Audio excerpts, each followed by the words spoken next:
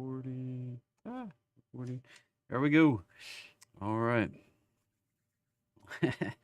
Did I give up on Zoom? No, I didn't give up on Zoom. We still have Zoom, but YouTube has the replay instantly. So we are live streaming to YouTube. We are live streaming in Zoom.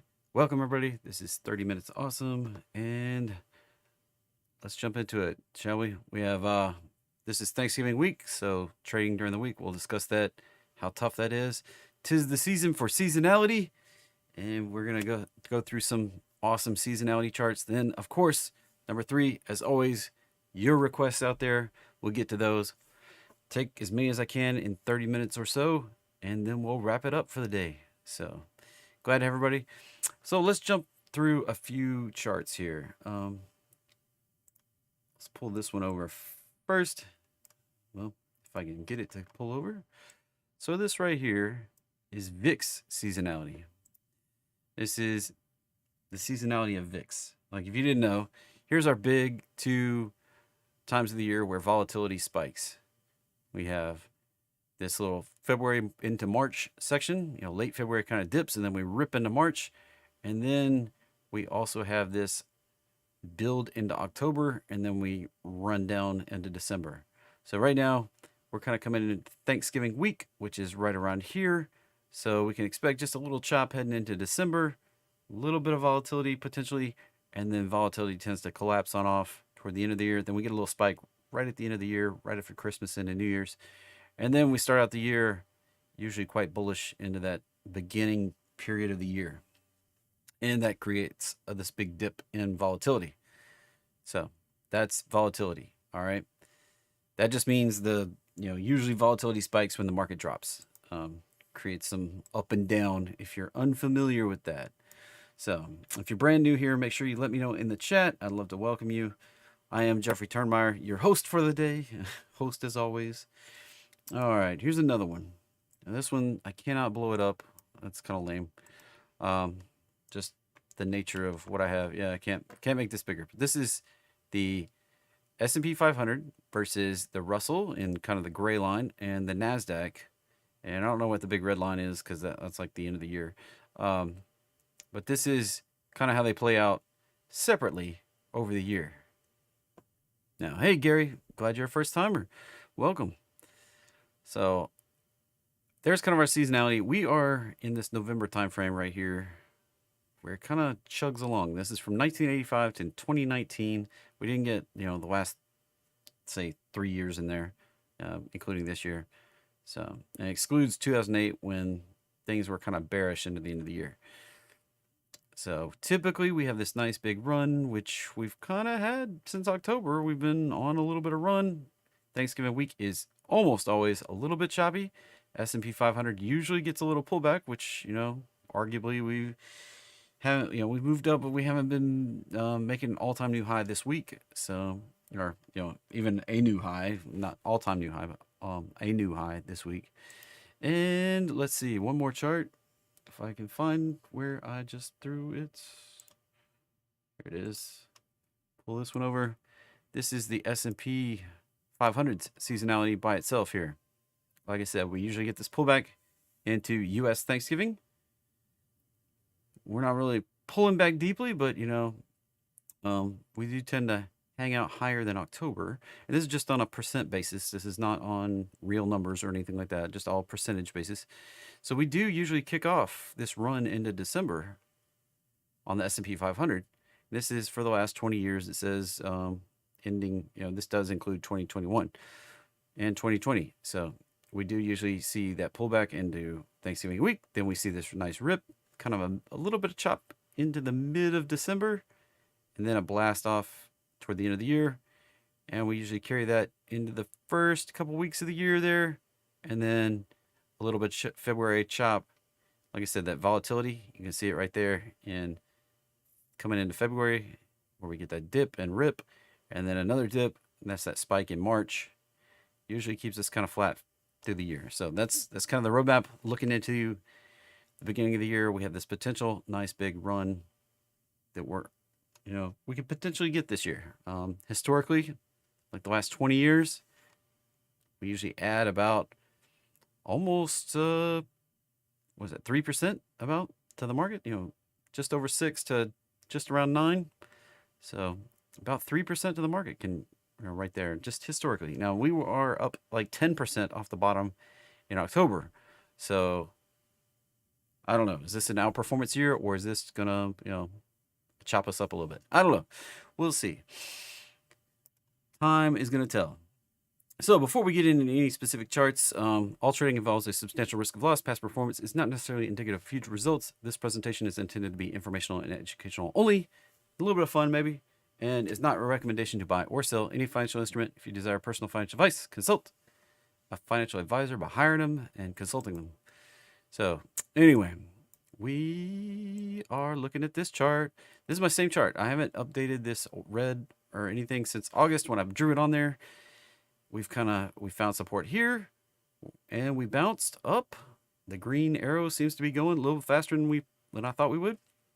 We are back up through that 39.50 area, pushing, trying to break on up today, closing right around 4,000. This big purple line is the test. Like, can we break that, or do we bounce down one more time? That's the line's kind of been on there, and that's the test. We got, between 4,000 to roughly 41.50 left to go up. 41.40, 41.50. Then what happens? That's the big question. So rolling on into the futures. Why the futures? Because they don't have gaps. Now, these things trade basically 23 hours a day and about 5 days a week. They close at 5 p.m. on Friday and reopen at 6 p.m. on Sunday.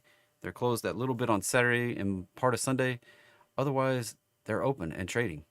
And that's why I use futures, because there's not really any gaps in these charts. Now, for a number of days now, we came up here 1, 2, 3, 4, 5, 6, 7, 8, 9 days. We've been hanging out on the roadmap line. What is the roadmap line? That's my support resistance line based on the 144, 169 EMAs. And we've been stuck there on the daily chart for like 9 trading days. I'm trying to push above today, but not getting above this high that we had right back here. Let me move the arrow briefly. See that high right there? Right there. Draw the arrow on it. This guy right there. We haven't been able to break that. So, got to break out that, and then we could get up to this area right up here. Look at that, 41.50. Just happens to be that red line where a couple lines come together in confluence. Something magic about these levels? I don't know. We'll see. We may find some resistance there and pull back down into this area one more time. That would be classic roadmap type move where we blasted up through finally and then retraced to test support at that roadmap line as it comes across. Something like this. Like that. We'll see if it holds. All right. Nasdaq coming up short of the roadmap line. Got some room for Nasdaq to outperform. Well, it's been underperforming, so just catch up, I guess you would say at this point. So tech is lagging. Russell kind of, S&P 500 is kind of caught up to the Russell. Russell was outperforming up here on the upside, but then it's kind of been stuck in the roadmap line too. So S&P 500 is kind of caught back up to the small caps. I don't know. I'm not going to really, try to derive any kind of meaning from that, but small caps can decide to all of a sudden take off. They've been leading all the way up out of this, so they can decide to just take off and leave us in the dust. Oil, everyone wanted to know about oil. Oil. Bounced off that roadmap line and made a lower low than we had back here in September. I said that was possible. We actually tagged that 75 level that I was kind of looking for, or 75.20. That could be it this time. I don't know. We're gonna have to see oil prove it to me. That could be the final flush. I'm not sure yet though. A couple candles right here where it not even making a higher high or anything, doesn't make a reversal yet. So we're gonna see what happens. We could definitely push on down to about 71. There's another big level of support down there. right down and, and on down here where this head and shoulders thing kind of plays out to the downside. It played out to the upside. So we could get another pattern that played out to the downside, and it all comes together right down there around 70, 68 on the low side. So we'll see what happens on oil. Gasoline's still hunting that lower low and could make that push on down to $2 that I've been talking about for a few weeks now. Natural gas getting a little bullish on this cold weather in the US and in the northern hemisphere. Looking for it to hold above the roadmap line, break back above this prior high right over here from earlier in November, and make that spike up. So this can go quickly if it goes. Like we had a nice big quick run over here. We could get another run over here. So I'm still riding that UNG play. Gold, finding a little bit of resistance here. Not so sure that we don't make another attempt to go lower. I was cautionary at those 3 little candles last week. Well, we got a nice big pullback this week, so cautious on gold also. Now, somebody earlier asked me to cover some crypto this evening, so I usually do. And I got to scroll back up here to the Bitcoin. The FTX fallout kind of popped down here. We do have that 11,600 level. This thing was a head and shoulders. I covered that, I think, last week. And that 11,600 is where it plays out down here, where I got my alert down here. So cautious on that. We could get some more fallout in the crypto space. I don't know. Genesis kind of spooking the market today. And looks like market recovering just a little bit off the lows. What's going to happen? Not so sure. Now, some possible opportunities out there. This making a lot of news this week. GBTC is trading at, they basically said they have, it's like 0.0009 Bitcoins per share of stock, which comes out to about $15.50 at current Bitcoin prices, give or take. Bitcoin does fluctuate. So roughly around $15.15 or $15.50 per Bitcoin, per share worth of Bitcoin. It is trading at $8.46 post-market. That's roughly a 43% discount. Now, if you're one that believes in that kind of value and thinks that they've been truthful with their wallets and stuff, well, that's an opportunity to get in at a 43% discount when this thing comes back together. So that's arbitrage opportunity. Yes, Mark, the markets are closed all day Thursday and close early on Friday. So be careful and cautious that we have one more full day trading tomorrow, and then Thursday closed all day. Futures will do some kind of weird hours, and then markets close early on Friday, half day. So everything's weird on Friday too. So one more normal day, and then then one more weird day this week. Yeah, I'll get to requests in just a moment. All right. Any other crypto we want to talk about before we roll into anything else? Once, twice, 3 times, my lady. All right. Same with Mara. Mara is just beat down. Waiting for, this did break my immediate bullish pattern, kind of played out to the downside, potentially finding a bottom here. If anything goes already in the crypto market, this thing can easily make a lower low. So just didn't play out bullish. That was a big bummer.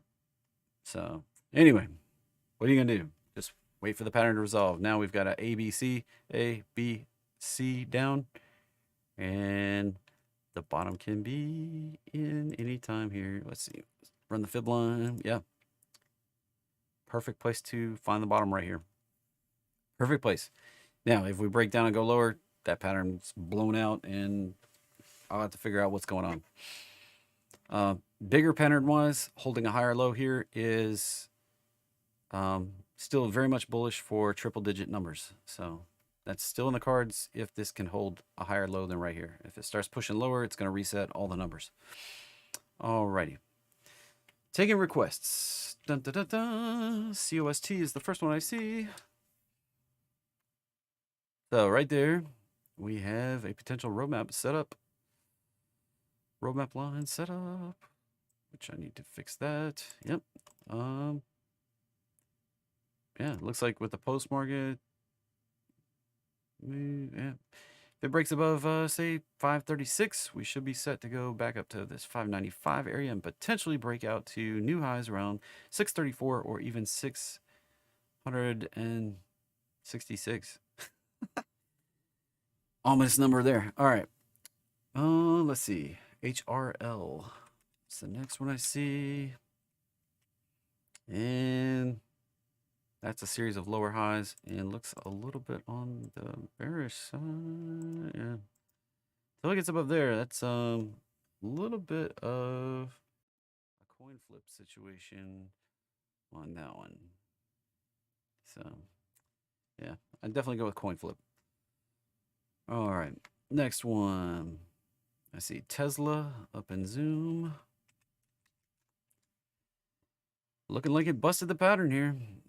Busted through support. Next stop is on down there.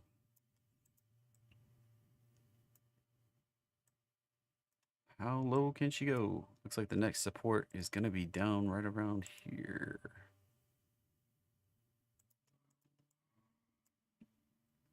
Probably going to come down to this 150 area, 155. If it breaks into that box, it can easily drop to the bottom of it, which is around 135. So be careful on that one. Come on, my line a little bit crooked. There we go. We broke those lows from back here in 2021. That sets it up to go retest this consolidation we had in 2020. And then it can set it up for a deeper retrace. Like I said, how low can she go? She can go way down there. Yeah, we're at the 618 line now. And yeah, that orange box is the next stop. So if it doesn't bounce here, watch out, baby. Alrighty. Now, I'm not... you can do a put option tomorrow if you want to. If you're bearish on the crypto market, I'm not so sure. You know, the potential bottom can come in anytime. So there are some bullish catalysts that I've talked about, and you can go back and watch in YouTube. Definitely some bullish catalysts. All right, CVX. Looking for a target here.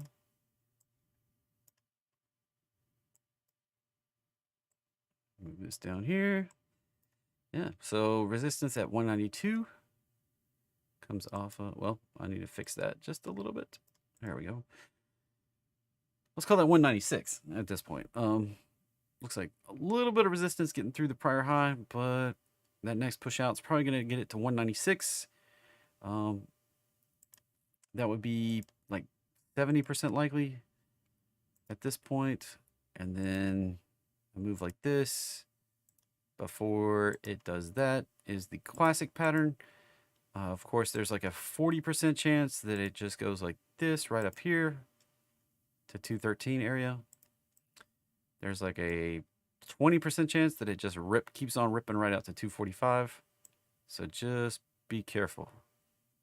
All right. That's what we got there. CVX. All right. Next up, DLTR. Dollar Tree. Looks like a hot, sloppy mess. You ask me.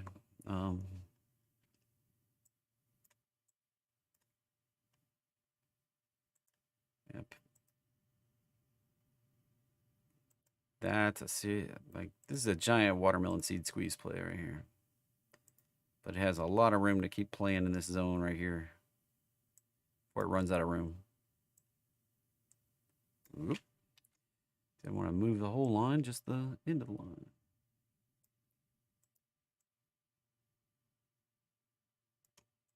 Yeah, so we got a lot of room to keep playing in there. Of course, breaking out to the top, you know, A, B, C, D, E.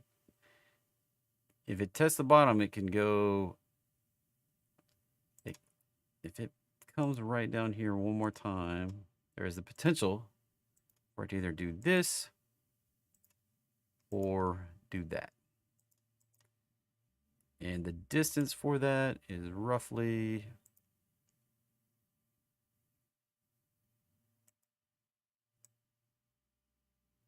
like that.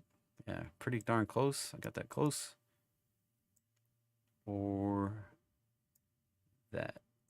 And I got that pretty close.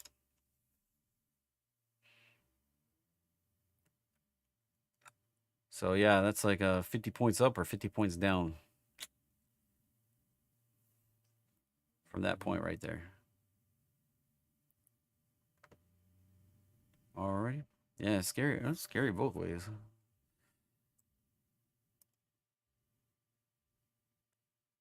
That's the pattern right there. That's potentially an A, B, C, D, E, a 5. Like, that's a corrective triangle thing. The move was up into it. So potentially up again, but it can easily go down. Like, this is one of those, I call it a watermelon seed squeeze play, because you don't exactly know which way it's going to pop. It's going to pop when it does this squeeze. Usually they're going to pop when they do this squeeze thing where they, make this little wedge thing, and up or down.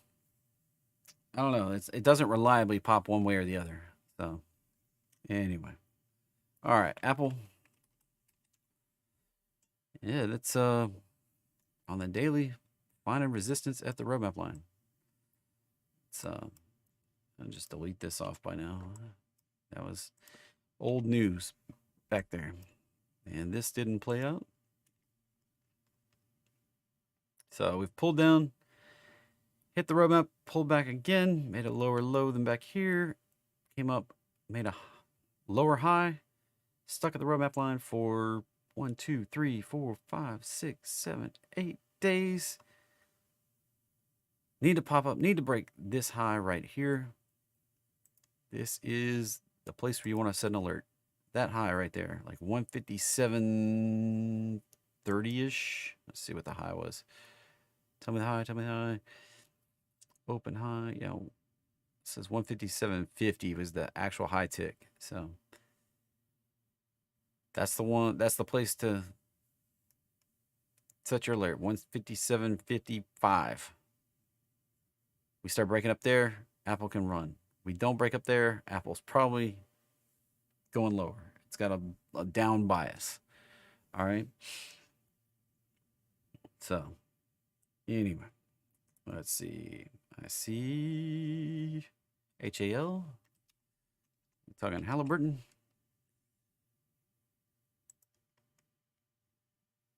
Yeah, not too bad. Didn't touch the roadmap line, so, and we're kind of stuck below this prior high. A lot of sideways action, really. Right there.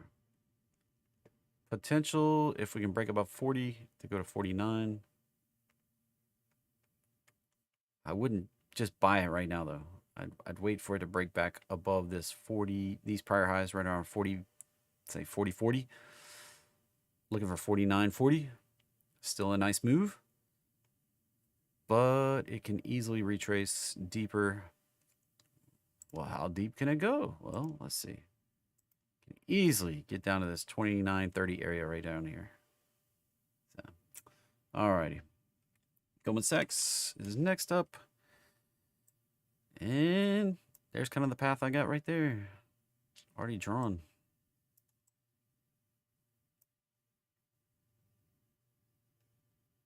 Little retrace. Looking for it to pop.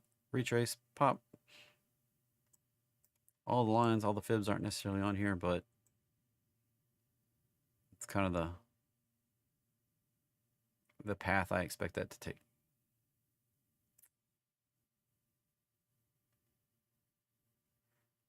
Already? And let's see, WDC, Western Digital. Looks kind of bearish, not gonna lie. That's pretty horrible. It's yeah. Looks a lot like some other stuff we've seen that made lower lows after, I mean, yeah, sure, we can draw this line right here. What does that mean? Well, not a lot, since the the longer term pattern the bigger pattern cooking right here.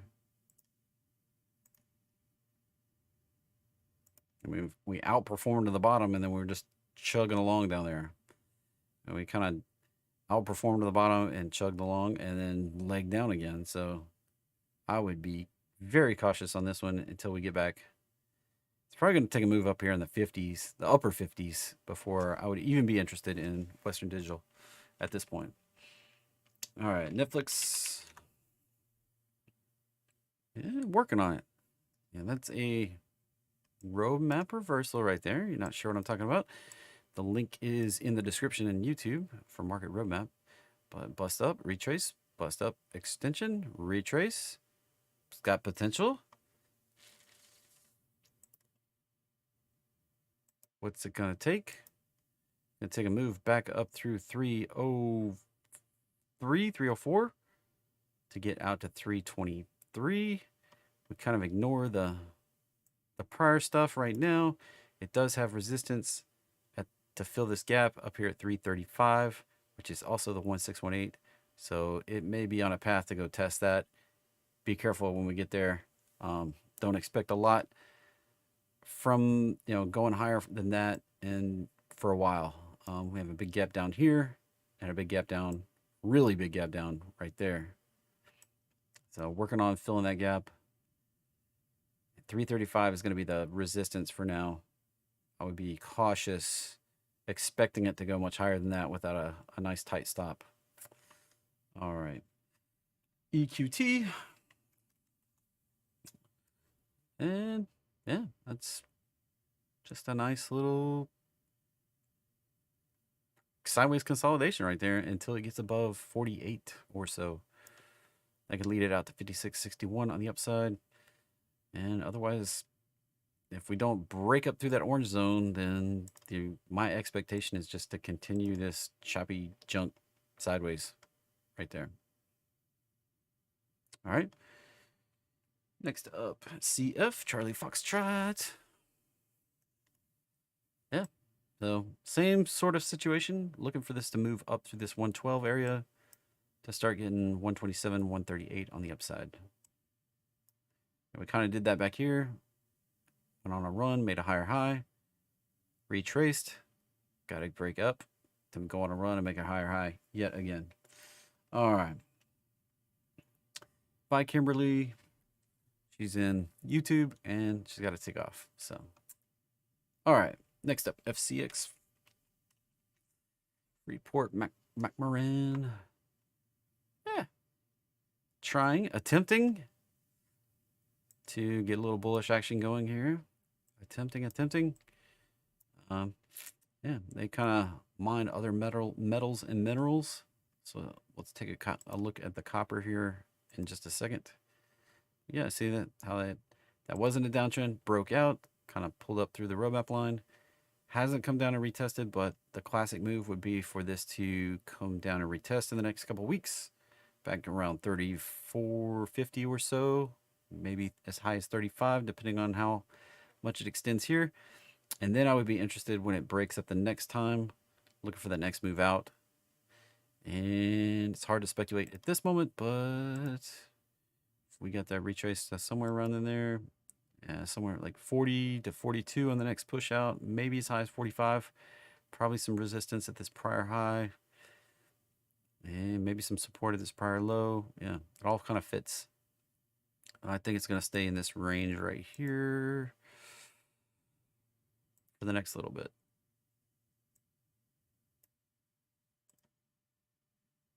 Just a little bit lower there.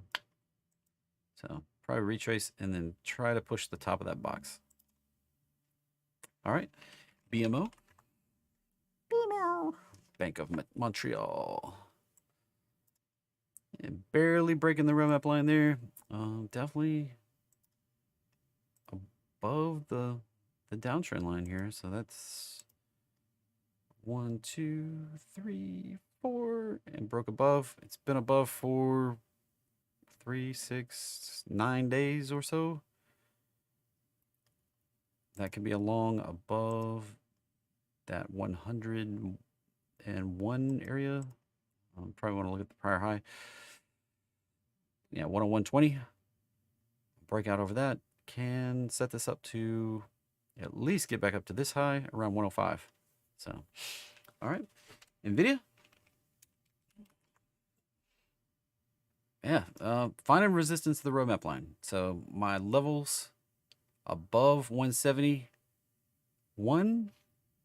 I think that's my, you can see my little orange dashed line. That's my alert. Above that prior high is bullish. Below this level right here, this comes from back here and right here where it consolidated. So below 146 is bearish. In between there is sideways. I am long NVIDIA shares, full disclosure. Yeah. All right, HD, Home Depot. It's doing the thing. For those of you in Echo Trades, it's doing the thing that I said it might do.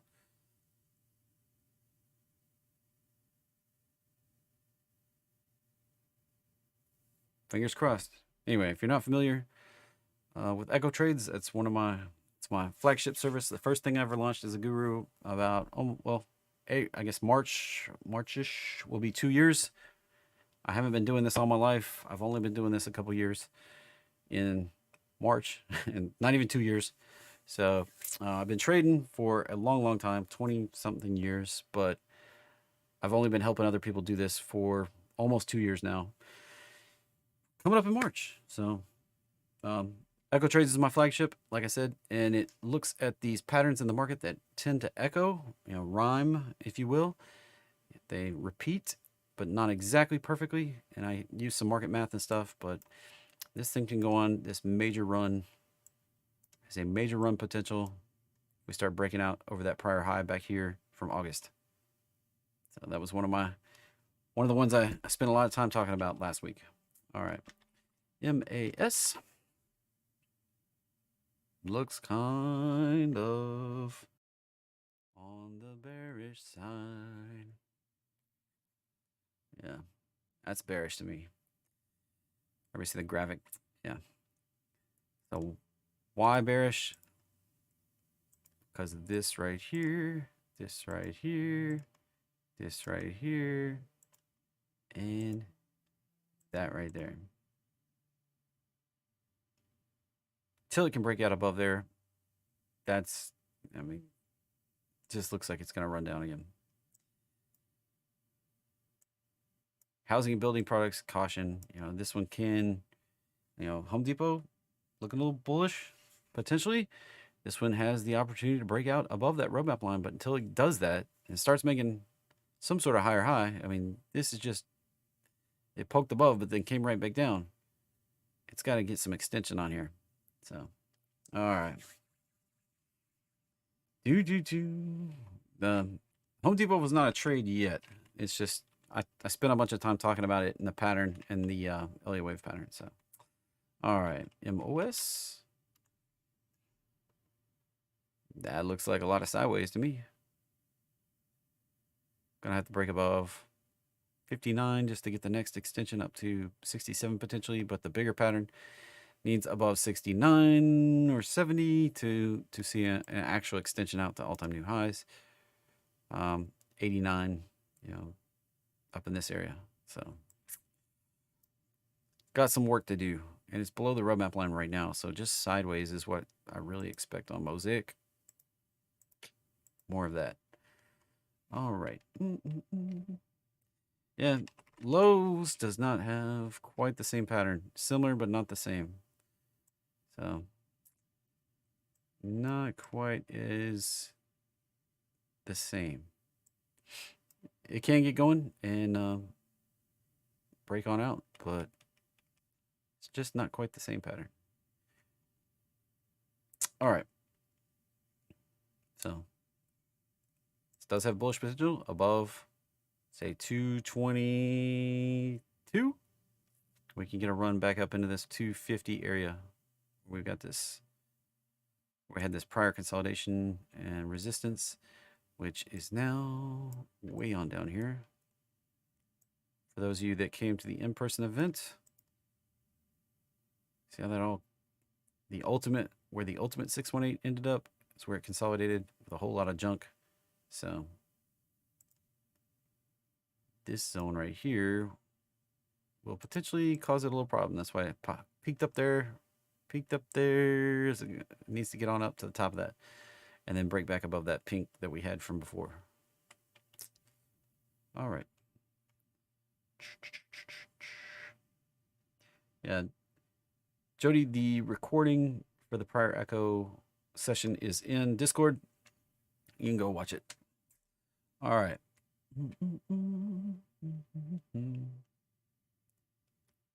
All right, everybody.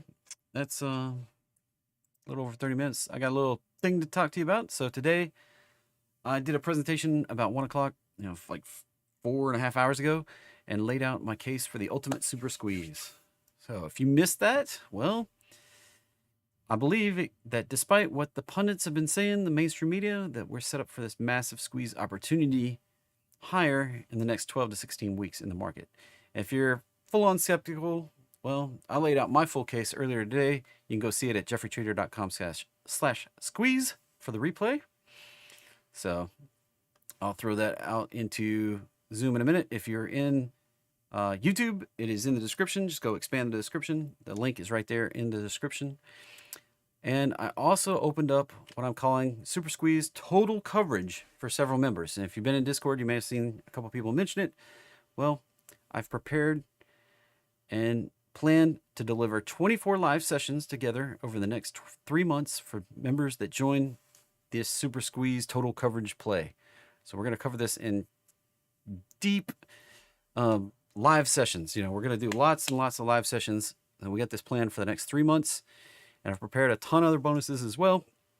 So if you like what we do here on Tuesdays, well, you may like that Super Squeeze Total Coverage.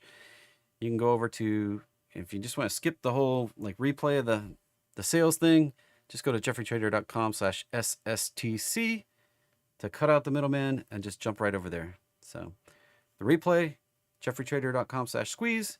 The order form, jeffrytrader.com/SSTC, which link.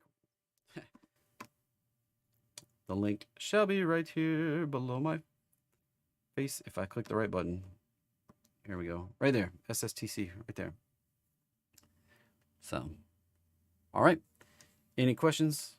I'll throw the replay in the chat. Otherwise, it's me, your hostess with mostest, Jeffrey Turnmeyer. And if you're watching the replay, go check out this video right over here. You may find it interesting